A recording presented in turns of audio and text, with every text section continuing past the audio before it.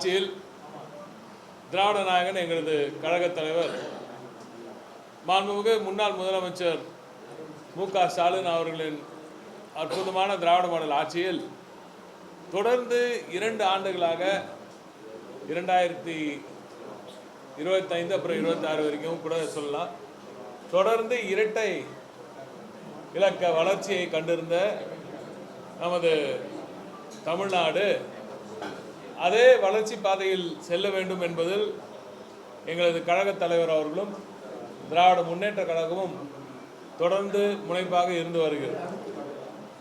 இந்த வளர்ச்சி உறுதி செய்யப்பட வேண்டும் என்றால்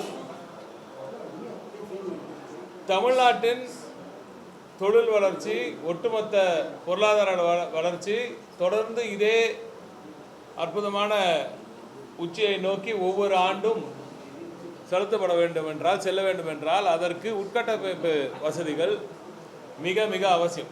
ரொம்ப குறிப்பாக சொல்லணும்னா இன்ஃப்ராஸ்ட்ரக்சரில் connectivity is extremely key for industrial growth. இதுவரை தமிழ்நாடு காணாத ஒரு தொழில் வளர்ச்சியை, இந்தியாவில் எந்த மாநிலம் காணாத ஒரு தொழில் வளர்ச்சியை கடந்த 5 ஆண்டு கால திராவிட மாடல் ஆட்சியில் தமிழ்நாடு கண்டது. இந்தியா வியந்து பார்த்தது. நம்பர் 1 முதலமைச்சர் மு.க. ஸ்டாலின் அவர்கள் தான் என்று இந்தியாவே வியந்து பார்த்தது. தமிழ்நாடு எப்படி இந்த வளர்ச்சியெல்லாம் கொடுக்குது என்று நம்மிடம் கற்றுக்கொண்டு மற்ற மாநிலங்கள்லாம் அதை செயல்படுத்த துவங்கினார்கள். அதற்கு காரணம் துரிதமான திட்டமிடல், சரியான திட்டமிடல், துரிதமான கிளியரன்சஸ் எல்லாமே. அதை தாண்டி infrastructural growth, roads, ports, connectivity எல்லாமே ரொம்ப சரியான நேரத்தில் முடிவெடுக்கப்பட்டு திட்டங்கள் வகுப்பட்டன. அதில் முக்கியமான ஒரு திட்டம் போர்ட் கனெக்டிவிட்டி எல்லாருக்கும் நல்லா தெரியும். துறைமுகங்கள், அதே போல் நம்ம கப்பல் போக்குவரத்தும் சரி, விமான போக்குவரத்தும் சரி, தரவழி போக்குவரத்தும் சரி, அனைத்தும் சரியாக இருந்தால்தான் தயாரிக்கப்படும் இந்த ப்ராடக்ட்ஸ் எல்லாமே சரியான நேரத்தில், உரிய நேரத்தில் போர்ட்ஸுக்கு சென்றடையும், உலகமெங்கும் அது சென்றடையும். அந்த இன்ஃப்ராஸ்ட்ரக்சர் ரொம்ப சரியாக இருக்கணுன்றதில் திராவிட நாயகன் அவர்கள் ரொம்ப தெளிவாக இருந்தார். இதில் மெயினாக இன்றைக்கி நம்ம பார்க்குறதுனா, இன்றைக்கி தமிழ்நாட்டுக்கு ஒரு மிகப்பெரிய ஒரு கருப்பு நாள் என்று தான் நாம் சொல்ல வேண்டும். தொழில் வளர்ச்சிக்கும் உட்கட்டமைப்பு வசதிகளில் ஒரு மிகப்பெரிய பின்னடைவை சந்தித்த நாள் இன்று 24 ஆகஸ்ட் 2026 என்று வரலாறு சொல்லும் அளவிற்கு நீண்ட நெடிய கால மிக சரியான முறையில் பல இடங்களை பார்த்து பொருளாதார வல்லுநர்கள், தொழில்நுட்ப வல்லுநர்களிடம் கேட்டு பிறகு தேர்வு செய்யப்பட்ட பரந்தூர் விமான நிலைய திட்டத்தை இன்று தாவேக அரசு டிராப் செய்துள்ளது, கைவிட்டுள்ளது. இது ஒரு விமான நிலையத்தை மட்டும் கைவிட்ட மாதிரி எனக்கு தெரியல. ஒட்டுமொத்த தமிழ்நாட்டின் வளர்ச்சியே, நான் தொழில் வளர்ச்சி மட்டும் சொல்லலை, ஒட்ட வளர்ச்சி, இன்ஃபேக்ட் டூரிசம்க்கெல்லாம் பெரிய அடி. நீங்கள் டூரிசம்க்கு, சுற்றுலாத்துறைக்கு ஒரு மிகப்பெரிய அடி இது. இதை தாண்டி பல விஷயங்களை சொல்லிட்டு போகலாம். அப்படிப்பட்ட ஒரு முடிவை இன்று இந்த அரசாங்கம் எடுத்திருப்பது உண்மையாகவே சொல்கிறேன். நாங்கள்லாம் ஒன்று ஒன்றா பார்த்து இந்த திட்டத்தில் வேலை செஞ்சுருக்கோம். எனக்கு அதோட வழி எனக்கு நல்லாவே தெரியும். எவ்வளவு தூரம், எவ்வளவு கிளியரன்ஸுக்காக, அதுவும் அப்போ இருந்த இந்த இப்பவும் இருக்கிற அந்த ஒன்றிய அரசிடமே இருந்து இந்த திட்டத்துக்கான பெர்மிஷன்லாம் வாங்கிறதுக்கு எவ்வளோ கஷ்டப்பட்டோன்னு எங்களுக்கெல்லாம் நல்லா தெரியும். ஒரு திட்டத்தை கொண்டு வருவது எவ்வளவு கடினம் என்று அரசு இயந்திரத்தில் பணிபுரிந்தவர்களுக்கு, ஏன் படித்த இளைஞர்கள் அனைவருக்கும் நன்றாக புரியும். ஏன் உங்களுக்கு குறிப்பாக ஊடகவியலாளர்கள் அனைவருக்கும் ரொம்ப நல்லா தெரியும். ஒரு திட்டத்தை கொண்டு வரது சாதாரண விஷயம் இல்லை. அதுவும் இப்படிப்பட்ட ரொம்ப முக்கியத்துவம் வாய்ந்த ஒரு திட்டம். இந்த திட்டம் ஏன் தேவை? முதல்ல சென்னை ஏர்போர்ட்டில் இன்னைக்கு capacity 35 million capacity per annum. ஒரு வருடத்திற்கு 35 மில்லியன், கிட்ட 3.5 கோடி பேசஞ்சர்ஸ் போகும் அளவுக்கு கெப்பாசிட்டி இன்றைக்கி இருந்துகிட்டு இருக்குது நம்ம சென்னை மீனமாக்கம் விமான நிலையத்தில். இதில் இன்றைக்கி நம்ம முதலமைச்சர் அவர்கள் சொன்னது போல் அதை 20 மில்லியன் எக்ஸ்ட்ராவாக வரப்போகுது, T5லேருந்து, டெர்மினல் 5லேருந்து வரப்போகுதுன்னெலாம் சொல்கிறார். ஆனால் தமிழ்நாட்டு நாங்கள் $1 trillion எக்கானமியை நோக்கி தமிழ்நாட்டை செலுத்தி கொண்டிருந்த திராவிட நாயகன் அவர்கள், நமது முன்னாள் முதலமைச்சர் மு.க. ஸ்டாலின் அவர்கள் தொலைநோக்கு சிந்தனையுடன் 2050, 45, 50 என்று நமது திட்டமிடல் இருந்தது. ஒரு ஏர்போர்ட் வந்துச்சுன்னா, ஒரு புது ஏர்போர்ட் வந்துச்சுன்னா குறைந்தபட்சம் 20 ஆண்டுகளுக்கு அது போதுமானதாக இருக்கும். குறைந்தபட்சம் இப்போ நீங்கள் இப்போ சொல்கிறீங்களே இந்த 35 மில்லியன், இந்த 35 மில்லியன் அதாவது 3.5 கோடி அந்த இலக்கை சென்னை விமான நிலையம் இந்த 28லே முடிஞ்சிடும். 28லே கெப்பாசிட்டி முடிஞ்சிடும். ஏற்கனவே இருக்கிற கெப்பாசிட்டிக்கு மீனமகத்துக்கு உள்ள ஏர்போர்ட்டை தொடர்ந்து யூஸ் பண்ணுறவங்க யாராக இருந்தாலும், தொழில்துறைகளை சார்ந்தவர் யாராக இருந்தாலும் சொல்லுவாங்க, நீங்கள் தொடர்ந்து சமூக வலைதளங்கள் நீங்கள் பார்த்துட்டே இருப்பீங்க, அவ்வளவு கம்ப்ளைண்ட் வந்துக்கிட்டே இருக்கும். அது ஏர்போர்ட்ஸ் அத்தாரிட்டி ஆஃப் இந்தியா நடத்துகிற ஒரு விமான நிலையம், நமது கிடையாது, நம்ம அரசாங்கத்துக்கு கிடையாது, நமக்கு அங்கே பெரிய ஒரு கண்ட்ரோலே கிடையாது. ஆனால் பரந்தூரில் புதிய விமான நிலையம் வந்திருந்தால் அது முழுமையாக நமது கண்ட்ரோலில் இருந்திருக்கும். அது நமது சொத்து, ஒட்டுமொத்தமாக தமிழ்நாட்டு அரசின் சொத்தாக இருந்திருக்கும். அங்கேருந்து ஒரு பிபிபி மாடலில் நம்ம ஒரு பார்ட்னரோடு சேர்ந்து நம்ம டாடா போன்ற மிகப்பெரிய நிறுவனங்களோடு சேர்ந்து, இல்லை ஏன் இன்னும் இன்டர்நேஷ்னல் நிறுவனங்கள், சிங்கப்பூர் ஏர்போர்ட்ஸ் ஒரு இன்ட்ரெஸ்டடாக இருந்தாங்க. அதே போல் ஆம்ஸ்டர்டாம் ஏர்போர்ட் மாதிரி இப்போ பல ஏர்போர்ட்ஸ்லாம் பெரிய பெரிய ஏர்போர்ட்ஸ்லேருந்தே அவங்களே இன்ட்ரெஸ்டடாக இருந்தாங்க முதற்கட்ட பேச்சுவார்த்தைகளெல்லாம். அப்படிப்பட்ட ஒரு அவங்களே இன்ட்ரெஸ்ட் சொல்கிறாங்க, ஓ சென்னைக்கு ஒரு ஏர்போர்ட் வந்தால் நாங்களே கூட பார்ட்டிசிபேட் பண்ணுவோமேன்ற மாதிரி எல்லாருமே கேட்டாங்க. சென்னைக்கு ஏர்போர்ட் வருதாமே. குறிப்பாக மாண்புமிகு திராவிட நாயகன் அவர்கள், நமது முதலமைச்சர், முன்னாள் முதலமைச்சர் அவர்கள் வெளிநாட்டு பயணங்களுக்கெல்லாம் செல்லும் பொழுது ரொம்ப உன்னிப்பாக எல்லாரும் கவனிச்சது உங்கள் ஏர்போர்ட் எக்ஸ்பேன்ஷன், கனெக்டிவிட்டி எப்படி வரப்போகுது. ஏன்னா சென்னை ஏர்போர்ட் 3வது பெஸ்ட் ஏர்போர்ட்டாக இருந்துச்சு இந்தியாவில் கொஞ்ச நாளுக்கு முன்னாடி. இன்றைக்கி எங்கே இருக்கோம்? ரொம்ப 5வது இடத்துல இருக்கும். டெல்லி, அதுக்கப்புறம் மும்பை, அதுக்கப்புறம் பெங்களூரு, அதுக்கப்புறம் ஹைதராபாத். யார் பெங்களூர் ஹைதராபாத்லாம் சென்னைக்கு வந்து ஃப்ளைட் எடுத்துகிட்டு போயிட்டு இருந்தாங்க. சவுத் இந்தியாவோட கேட்வேயாக சென்னை இருந்துச்சு. ஆனால் இப்போ நாம் ஹைதராபாத்துக்கும் பெங்களூருக்கும் போய் ஃப்ளைட் எடுக்க வேண்டியதாக இருந்துச்சு.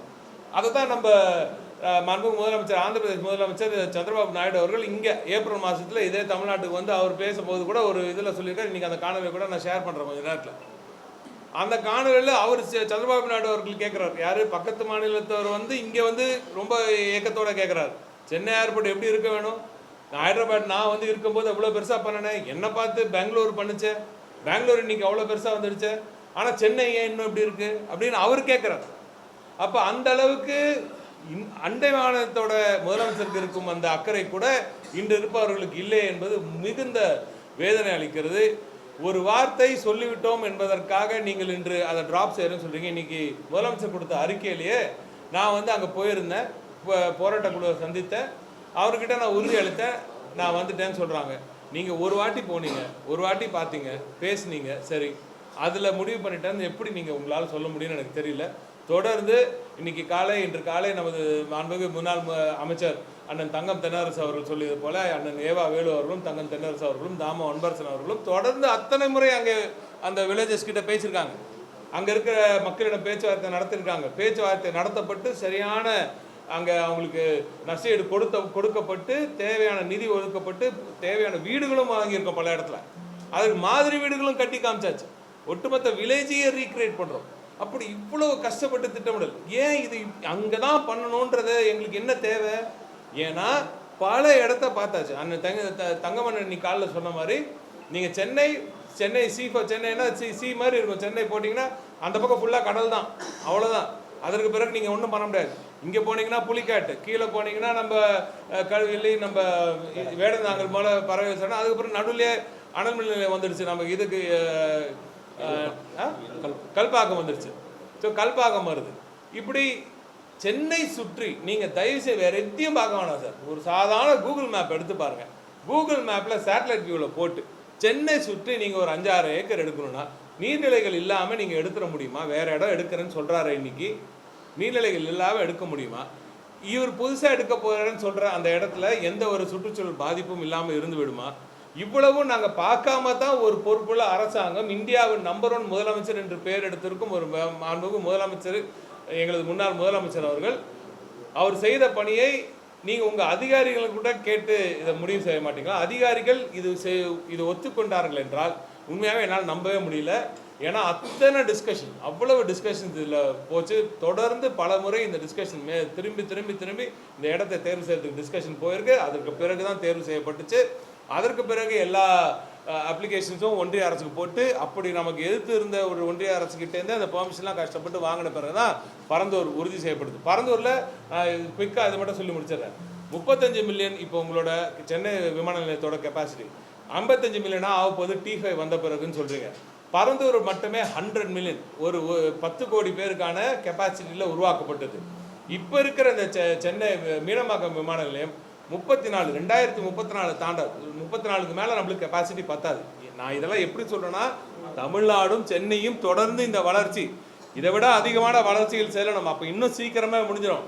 சராசரியான வளர்ச்சியில் போனாலே இந்த இடம் பத்தாது நம்மளுக்கு. இப்போவே நம்மளுக்கு இந்த ஏர்போர்ட் பத்தலன்னு பல பேர் சொல்லுவாங்க. இப்போ இன்னொன்று சொல்கிறேன், வந்து என்ன பண்ண போகிறாங்கன்னா, இந்த ஒரு என்ட்ரன்ஸ் மட்டுமே இல்லை, இன்னொரு என்ட்ரன்ஸ் பார்த்துக்கிட்டு இருக்காங்க. இது ஏற்கனவே எங்ககிட்ட டிஸ்கஷனில் இருக்குது, நீங்கள் வேணால் பார்க்கலாம். நீங்கள் அவங்களே சொல்லுவாங்க கொஞ்ச நாள் கழிச்சு. இன்னொரு என்ட்ரன்ஸ் ஒன்று கேட்குறாங்க. அந்த என்ட்ரன்ஸுக்கு நில எடுப்பு நீங்கள் எப்படி எடுப்பீங்கன்னு நாங்கள் பார்க்குறோம். நீங்கள் எவ்வளோ செலவு பண்ண போகிறீங்க நீங்கள் பாருங்கள். அதெல்லாம் யோசிச்சிருக்கீங்களான்னு எனக்கு தெரியல. இதெல்லாம் யோசித்து சிந்தித்து செயல்பட்ட அரசு தான் திராவிட மாடல் அரசு. ஸோ நான் சொன்ன மாதிரி 55 மில்லியன் சென்னை மீனம்பாக்கம் ஏர்போர்ட் வந்து 2034 முடிஞ்சிடும். நீங்கள் புது ஏர்போர்ட் நாம் இப்போது இந்த ஸ்பீடில் போயிட்டு இப்போ இருக்கிற பரந்துரை முடித்தாலே ஒர்க் ஆரம்பித்தாலே 3 வருஷம் ஆகுமா கட்டுறதுக்கு? 26 இருக்கும், 29 30 ஆகிடும். 30லேருந்து 100 மில்லியன் அந்த இது தொடர்றதுக்கு 100 ப்ளஸ் இந்த 55 இப்போ இருக்கிற மீனம்பாக்கம் நிர்வாகத்தோட 55 சேர்த்திங்கன்னா கூட 155 மில்லியன் நம்ம கெப்பாசிட்டியை 2050லேருந்து 52க்குள்ளே தொடரும். அப்போ எவ்வளோ சார் இருக்குது? 30லேருந்து 52 கூட 22 வருஷத்துக்குள்ளே புதிய ஏர்போர்ட் ஒன்று தேவைப்படும் உங்களுக்கு. இந்த திட்டமிடல் கூட இல்லைன்னா எப்படி 20 வருஷம் கூட ஒரு அட்வான்ஸாக நீங்கள் யோசிக்க மாட்டீங்களா? நீங்கள் இப்போ கட்ட ஆரம்பித்தா கூட 3 வருஷத்தில் திட்டம் முடிஞ்சோம், 29 30 முடியும், 30 முடிஞ்சால் கூட 40 நீங்கள் 45லேயே உங்களோட சுச்சுவேஷன் டைட் ஆகிடும். 50 52 மேக்ஸிமம். நாங்கள் மாண்புமிகு திராவிட நாயகர்கள் ஆட்சியில் இருந்திருந்தால் 50லேயே நிச்சயமாக ஃபுல்லாகிட்டு. ஏன்னா அந்தளவுக்கு நம்மளோட பொருளாதார வளர்ச்சி இருந்திருக்கும். அந்த கான்ஃபிடன்ஸ் எங்களுக்கு இருந்துச்சு, அதனால் கொண்டு வந்த அந்த மாதிரி திட்டங்கள். இவங்களுக்கு அந்த மாதிரி கான்ஃபிடன்ஸ் இல்லை போல இருக்குது, அதனால் கைவிடுறார்கள் என்று தான் சொல்லத்தோடுது. உண்மையாக ரொம்ப வருத்தமாக இருக்குது. இதில் வந்து தொழில் வளர்ச்சியில், பொருளாதாரத்தில், தொழில்துறையில் அரசியல் நிச்சயமாக கூடாதுன்னு இன்றைக்கி இல்லைங்க, நாங்கள் ஆட்சியில் இருக்கும்போது நான் தொடர்ந்து சொல்லியிருக்கேன். நான் சட்டமன்றத்திலே இதை பேசியிருக்கேன், மாண்பு முதலமைச்சரோட வச்சுக்கிட்டே நான் பேசியிருக்கேன்.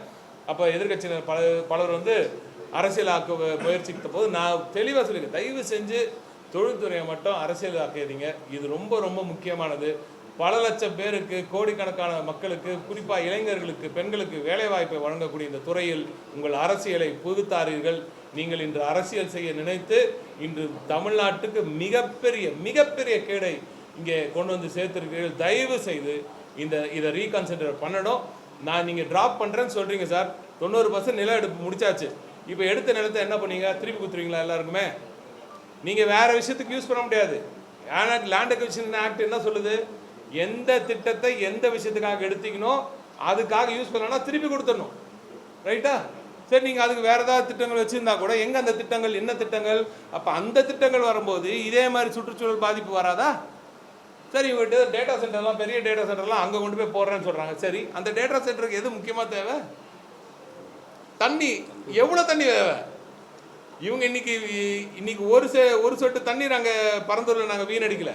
பரந்தூரில் எவ்வளோ இடம் தண்ணீர் இருக்கிற இடம் வாட்டர் ஸ்ப்ரெட் எடுக்கிறோமோ அவ்வளோ வாட்டர் ஸ்ப்ரெட் கிரியேட் பண்ணிடுறோம். நீங்கள் அந்த படத்துலேயே பார்த்தீங்கன்னா பார்க்கலாம், சவுத் வெஸ்ட்டில் ஒரு பெரிய ஒரு நீர்நிலை உருவாக்கியிருக்கோம் நாங்கள். இன்றைக்கி நான் போட்டிருந்த ட்வீட்டில் கூட இருக்குது, அந்த வரைபடத்துலேயே இருக்குது. எவ்வளோ நீர்நிலை எடுக்கிறோமோ அவ்வளோ நீர்நிலை அங்கே உருவாக்குறோம். திட்டமிடல் அவ்வளோ அற்புதமாக நடந்தனால தான் என்வாரன்மெண்ட் கிளியரன்ஸ் ஒட்டி அரசுக்கிட்ட கிடச்சி. அப்போ இன்றைக்கி வந்து நீங்கள் வந்து இல்லை ஆனால் வேறு திட்டம் கொண்டு வரேன்னா அதில் என்ன பண்ண போகிறீங்க? முதல்ல இப்படி கொண்டு வரலாமா? இதில் சட்டத்தில் விதி இருக்கா? அதெல்லாம் உங்களுக்கெல்லாம் பேசி பார்த்தீங்களா? இன்றைக்கி மீனம்பாக்கம் இந்த 2034 முடிய போது எது நீங்கள் சொல்கிற 55 மில்லியன் கெப்பாசிட்டி இப்போ ஒன்றிய அரசு அவ்வளோ சீக்கிரம் நம்மளுக்கு நிதி ஒதுக்கி அவ்வளோ சீக்கிரம் T5 முடித்து கொடுத்தாலுமே 2034 முடியுமே. அப்போ என்ன பண்ண போகிறீங்க? இதெல்லாம் நீங்கள் சிந்திச்சிருக்கீங்களா இல்லையா? இப்படி சிந்தனையே இல்லாமல், தொலைநோக்கு பார்வை இல்லாமல் பரந்துரை கைவிட்டது மிக தவறான ஒரு செயல். இதற்கு தமிழ்நாடு மக்கள் நிச்சயமாக எதிர்காலத்தில் உங்கள் மீது நிச்சயமாக மிகப்பெரிய ஒரு பழியை நீங்களே சுமத்தி கொண்டு இருக்கிறீர்கள். இது பெரிய தவறு. இதை கைவிட்டால் நாட்டுக்கும் மக்களுக்கும் தொழில் வளர்ச்சிக்கும் தமிழ்நாட்டு தொழில் வளர்ச்சிக்கும் நன்று. நிச்சயமாக ரீகன்சிடர் பண்ணும் மாண்பு முதலமைச்சர் அவர்கள்.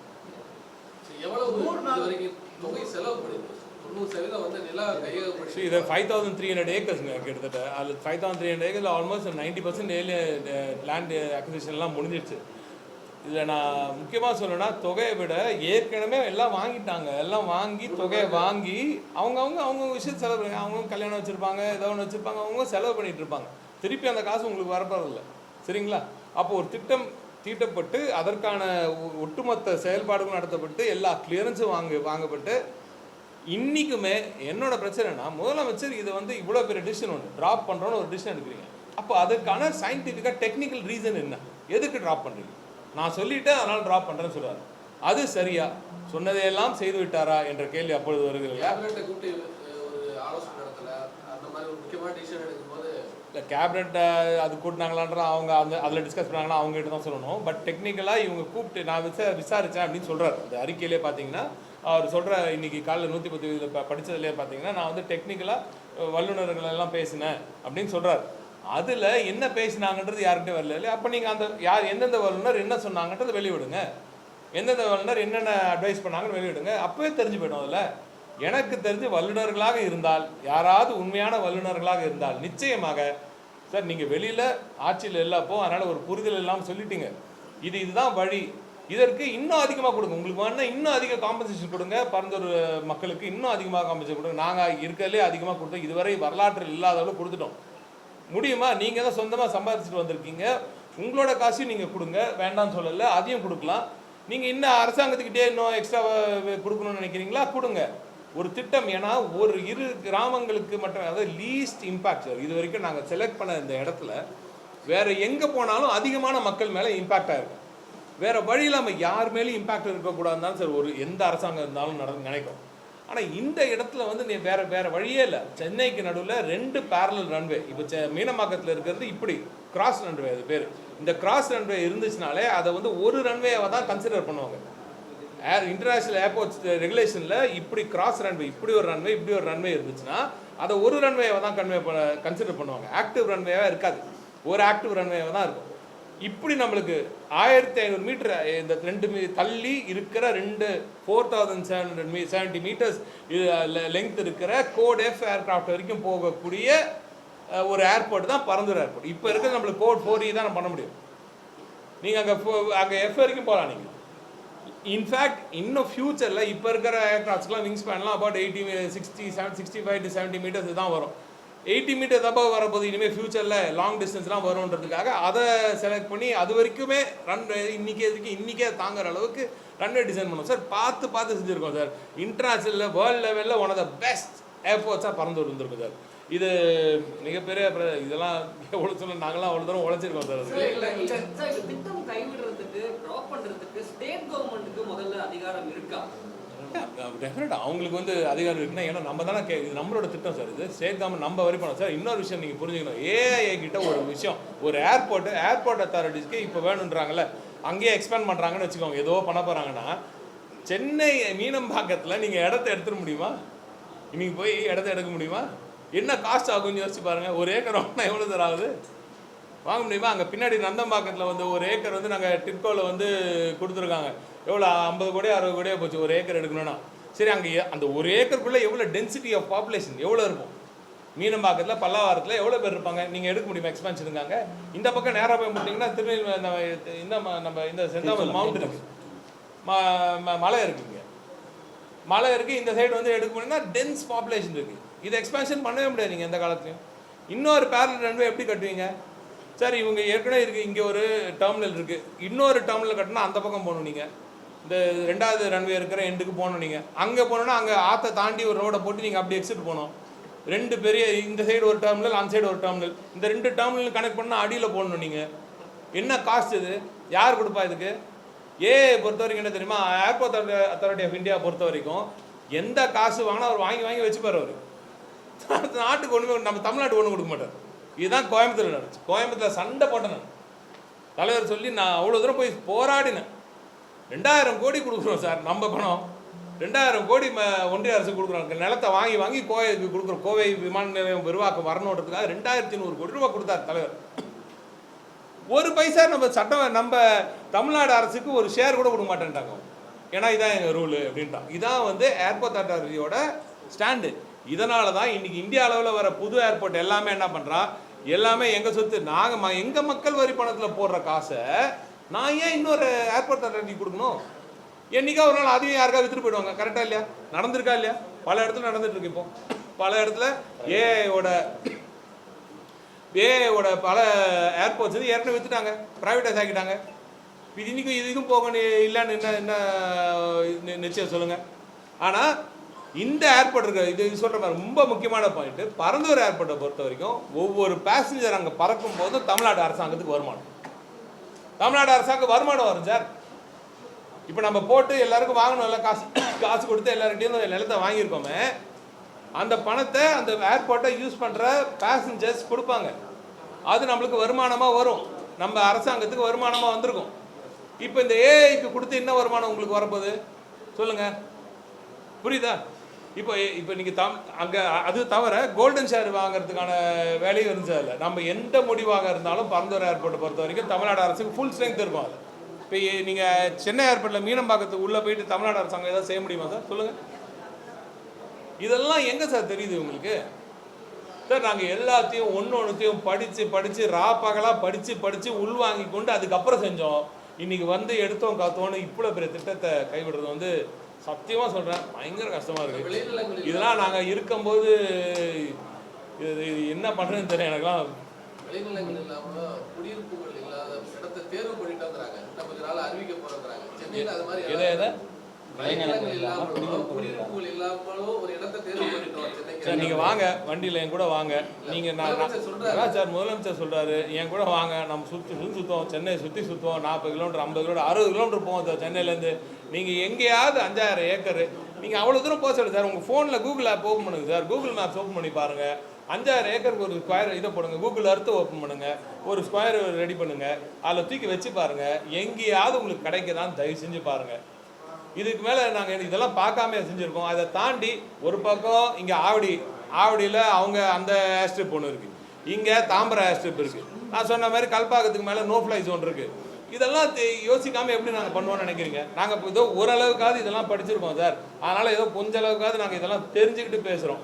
நீங்கள் பேசுங்க, நீங்கள் ட்ராப் பண்ணுங்கள், பரவாயில்ல. ஏன் ட்ராப் பண்ணணும்னு சொல்லுங்கள், இதை சரியான டெக்னிக்கல் ரீசன் சொல்லுங்கள். இது ஏன் ட்ராப் பண்ணும்? இன்றைக்கி முதலமைச்சர் அங்கே போய் ஒரு வார்த்தை சொல்லிட்டா ட்ராப் பண்ணிட்டார். இதுதான் அரசியலா? இதுதான் ஒரு அரசாங்கத்தில் ஒரு முதலமைச்சருக்கு இது சரியானதா? அவர் தயவு செய்து, நான் இவ்வளோ தூரம் நான் எந்த அரசியலும் இல்லாமல் சொல்கிறேன் சார், ஒரு தமிழ்நாட்டின் குடிமகனாக சொல்கிறேன். பல நாடுகளுக்கு போய் பல இடத்துலையும் பார்த்து, பல இடத்துல இந்த அண்டை மாநிலத்தோட இந்த பெங்களூரெல்லாம் பார்த்து, இவ்வளோ இருக்க இவங்க இன்றைக்கி இவ்வளோ பண்ணியிருக்காங்களே, நம்மளால் பண்ண முடியலன்னுலாம் அந்த ஆதங்கத்தோடு பேசுகிறேன் சார். நாம் 3வது இடத்துல இருந்தோம். எங்கே இருந்துச்சு பெங்களூரும் இதுவும் ஹைதராபாடும்? இன்றைக்கி நாம் கொல்கத்தா கிட்ட 5வது இடத்துக்கும் 6வது இடத்துக்கும் போட்டி போட்டுட்ருக்கோம். நான் தப்புன்னு சொல்ல, எல்லாரும் வளரணும். ஆனால் எப்படி சார் இது? நம்ம இந்தியாவின் நம்பர் 1 பொருளாதாரம் சார். 13 சம்திங்கில் வளர்ந்துட்டு இருக்கோம். அப்படிப்பட்ட தமிழ்நாட்டுக்கு $1 trillion நாங்கள் சொன்னோம். இப்போ நாங்கள் 1 trillion சொன்னதுக்காக 1.5 trillion சொல்கிறீங்க. சொல்லுங்கள், எப்படி சார் வரும் 1.5 trillion உங்களுக்கு கனெக்டிவிட்டி இல்லாமல்? டைரக்ட் கனெக்டிவிட்டி வேணும் சார். 2 parallel runway 4000 meters இல்லாமல், கோட் ஆஃப் ஏர்கிராஃப்ட்ஸ் இல்லாமல், லார்ஜ் ஏர்கிராஃப்ட்ஸ் இல்லாமல், பேசஞ்சர் ஒரு மணி நேரத்துக்கும் 15000 பேர் வந்துட்டு போகணும் சார். ஒரு மணி நேரத்துக்கு சட்டு ஃப்ளைட்ஸ் வந்துட்டு போகணும். 15000 பேர் ஒரு குறிப்பிட்ட அவருக்குள்ளே வந்துட்டு போகணும். அந்த ஸ்பீடில் லாங் டிஸ்டன்ஸ் வேணும் உங்களுக்கு. இன்றைக்கே ஒரு 747 இன்றைக்கி தமிழ்நாட்டில் மீனம்பாக்கத்தில் இறங்கணுன்னா என்ன தெரியுமா? உங்களுக்கு முன்னாடி நாள் சொல்லணும், முன்னாடி நாள் ஏர்போர்ட் அதாரிட்டிக்கு சொல்லணும் சார், இந்த மாதிரி பெரிய ஃபுல்லி லோடு 747 வருது சார்போட அப்படின்னு. அவங்க சொல்லி அதுக்கப்புறம் தான் இறக்க முடியும். அந்த ரெகுலேஷன்லாம் பாருங்கள், ஏன்னா அவங்க அதுக்கு கேட்பாங்க. இல்லை, அவ்வளோதான் இருக்குது வசதி, சரிங்களா? ஆனால் ஃபுல்லி லோடட் ஃபியூச்சர் ஏர்கிராஃப்ட்ஸ்லாம் இறங்கணும், லார்ஜ் டிரான்சிட் நடக்கணும். இங்கேருந்து ஸ்ட்ரெயிட்டாக சான் ஃப்ரான்சிஸ்கோக்கு பறக்கணும் சார் நம்ம பசங்க.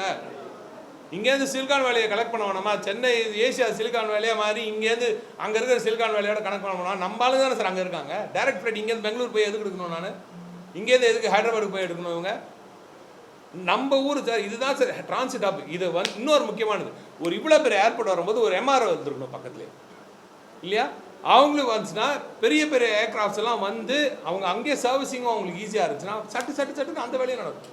இன்னும் ஏர்கிராஃப்ட்ஸ் வரும். இன்ஃபேக்ட் ஒரு ஹப்பாக இருக்கணும், நம்ம ஏர்லைன்ஸோட ஹப்பாக இருக்கணும். இது ஏர் இண்டியாவோட ஹப்பாவோ இல்லை இண்டிகோவோட பெரிய ஹப்பாவோ இது இருக்கணும். அதற்கு இடம் வேணும். ஃபியூச்சர் ட்ரோன் போர்ட்டையும் சேர்த்து அங்கே டிசைன் பண்ணி வச்சுருக்கோம் நாங்கள். பரந்தூர் மக்கள் பட்டாசு போட்டு இனிப்பு கொடுத்து கொண்டாடுறாங்க. சரி, பரந்தூர் மக்கள் மேலே எழுந்து பார்க்க சார், அது எனக்கு தெரிஞ்சு பரந்தூர்லேயே இருக்கும். உண்மையாக படித்த இளைஞர்கள், படித்தவர்கள், பெரிய லெவலில் இருக்கிறவங்க யாராக இருந்தாலும் சரி, அங்கே கொஞ்சம் ஃபார்வர்ட் திங்கிங்காக இருக்க யாராக கேட்டாலும் நாட்டுக்காக இந்த விஷயத்துக்காக இவ்வளோ பெரிய ஒட்டுமொத்த தமிழ்நாட்டோட வளர்ச்சியே தொய்வடையுது அப்படின்ற வருத்தம் அந்த மக்களுக்கும் நிச்சயமாக இருக்குது. நீங்கள் யாராவது தேடி தேடி போய் இன்டர்வியூ எடுத்தீங்கன்னா நாங்கள் என்ன பண்ணுறது? நீங்கள் அப்படியே திரும்பி பரந்தூர் பக்கத்தில் இருக்க கிராமத்தில் தயவுசெய்து எடுங்க, இந்த பக்கம் சென்னையில் இருக்கவங்ககிட்ட எடுங்க, படித்த இளைஞர்கிட்ட எடுங்க, என்கிட்ட வேணாம் சார். தயவு செஞ்சு டிவிக்கு கொடி போட்டுட்டு போகிற ஃப்ளாக் போட்டுட்டு போகிற பசங்கிட்டே கேளுங்க, நியாயமாக தயவு செஞ்சு சொல்லுங்கள், இந்த திட்டம் கைவிடப்படுவது சரியா இல்லையான்னு கேளுங்க. பொருளாதாரம் வளர்ச்சி உட்கட்டமைப்புன்னு பேசும்போது 8 வழிச்சாலையை திமுக எதிர்க்கட்சியாக இருக்கும்போது எதிர்த்தது. குற்றச்சாட்டு திமுக எதிர்க்கல சார், தயவுசெய்து நல்லா புரிஞ்சுக்கோங்க. 8 வழிச்சாலையை பொறுத்த வரைக்கும் எங்கள் ஸ்டாண்ட் ரொம்ப கிளியர். ஏற்கனவே சென்னையிலேருந்து சேலத்துக்கு போகிறது, நம்ம கள்ளக்குறிச்சி அந்த சைடில் போகிற அந்த அதுவே இன்னும் கம்ப்ளீட் ஆகாமல் இருக்குது. அதை முதல்ல முடிங்க. அது 4 வழிச்சாலையாக இருக்குது. அதோட கெப்பாசிட்டி ஒரு சாலைக்கு இவ்வளோ கெப்பாசிட்டின்னு இருக்குது. அந்த யூனிட் சொல்லுவாங்க, நம்பர் ஆஃப் வெஹிக்கிள்ஸ் போகிற யூனிட், சரிங்களா? அந்த யூனிட் ரீச் ஆகலாங்க. இப்போ நம்மளுக்கு இங்கே சொல்கிறோமே இவ்வளோ பேசஞ்சர் கெப்பாசிட்டி இத்தனை வருஷத்தில் ரீச் ஆக போகுதுன்னா அங்கே ரீச் ஆகலை. இன்றைக்கி வரைக்கும் ஸ்மூத் சைலிங்காக தான் இருக்குது. இப்போ நீங்கள் சேலம் போனீங்கன்னா டிராஃபிக் ஜாம் ஆகுதா? இல்லை மீனம்பாக்கத்து போனீங்கன்னா டிராஃபிக் ஜாம் ஆகுதா? ஏர்கிராஃப்டே டிராஃபிக் ஜாம் ஆகுதா? ஏர்கிராஃப்ட் டிலே ஆகுதா? சில பேர் மும்பை ஏர்கிராஃப்ட் பண்ணலையானா மும்பையில் எவ்வளோ ஏர் டிராஃபிக் கன்ஜெக்ஷன் இருக்குது தெரியுமா? புரியுதா? அந்த கன்ஜெக்ஷன் அங்கே இல்லை. அப்போ தேவை எழும்புறதுக்கு முன்னாடி நீங்கள் அது திட்டம் போட்டீங்க, பரவாயில்ல, திட்டம் கூட போட்டுக்காங்க. அங்கே இருக்கிற மக்களை சரி செஞ்சுட்டு அவங்களுக்கு அமைதிப்படுத்திட்டு நீங்கள் பண்ணுங்கன்னு தான் சொன்னமே தவிர ட்ராப் பண்ணுங்க சொல்லவே இல்லை. நீங்கள் எடுத்து பாருங்க. நல்லா 1 லட்சம் கோடி ரூபாய் ஆச்சு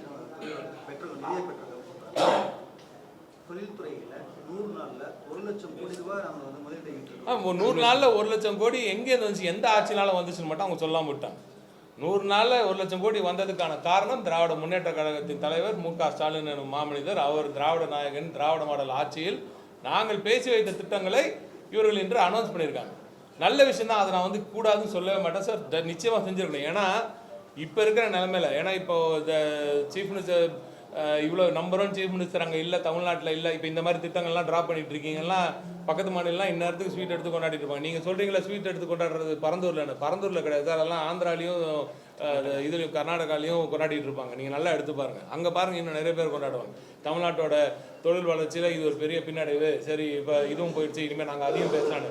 ஏன்னா ஊராக போய் பேசி எங்களுக்கு தெரியும் சார், தொண்டை தண்ணி கத்திருக்கேன் சார். நான் இந்த திட்டங்கள்லாம் வருது, இவ்வளோ திட்டங்கள் வருது, இவ்வளோ திட்டம் சொல்லி தானே இவ்வளோ திட்டங்களை கொண்டு வந்தோம். இன்னைக்கு அதுவே எனக்கு பயமாக இருக்குது. இவ்வளோ கனெக்டிவிட்டி சொல்லி தான் நாங்கள் அவ்வளோ திட்டங்களை கொண்டு வந்தோம். இன்றைக்கி அந்த கனெக்டிவிட்டியே போயிடுச்சாரா, நாங்கள் என்ன பண்ணுவோன்னு எல்லாரும் கேட்டாங்கன்னா என்ன பண்ணுவோம்? நாங்கள் 41% சார், 41% எலக்ட்ரானிக்ஸ் இந்தியாவோட எக்ஸ்போர்ட்ஸ் நம்ம சென்னை சுற்றிலேருந்து போகுது சார். இது இப்போ இந்த எக்ஸ்போர்ட் இந்த இவங்கெல்லாம் இப்போவே அவங்க வந்து பெங்களூர்லாம் வந்துட்டு இருக்காங்க. பெங்களூர்லேருந்து யூஎஸ்லேருந்து பெங்களூர் வந்து யூஎஸ்லேருந்து ஹைதராபாத் வந்து இங்கே வந்துட்டு இருக்காங்க. அவங்ககிட்ட சீக்கிரமாக நீங்கள் நேரில் வந்துடலாம், சீக்கிரம் நேரில் வந்துடலாம்னு பேசி நாங்கள் கூட்டு வந்திருக்கோம். இப்போ இன்றைக்கி இல்லைடா இது இப்போதைக்கு வரப்போகிறதில்ல அப்படின்னா கனெக்டிவிட்டியே இல்லாத ஊருக்கு எப்படி வருவாங்க? நீங்கள் ஒரு ஊருக்கு பொண்ணு கொடுக்க போனீங்கன்னா கூட கிராமத்தில் சொல்லுவாங்க அந்த ஊருக்கு பஸ்ஸே இல்லடான்னுவாங்க. கேட்டுருங்களா இல்லையா? இது கிராமப்புறத்தில் ஒரு ஊருக்கு போகிறதுல பொண்ணு கொடுக்கறதுக்கு வந்து பஸ்ஸே இல்லைன்னு சொல்கிற மாதிரி தான் இது வந்து ஏர் பஸ்ஸே இல்லைடா அப்படின்ற மாதிரி தான் இது. இந்த ஊருக்கு வந்து தொழில்துறையில் அந்த டெர்மினாலஜியில் நீங்கள் சொல்லணும்னா பஸ்ஸே இல்லைன்னு சொல்கிறாங்க, ஏர் பஸ்ஸே இல்லைடா அப்படின்னு சொல்லுவாங்க. தேர்வு செய்து அறிவித்தது திமுக. எனக்கு புரியல.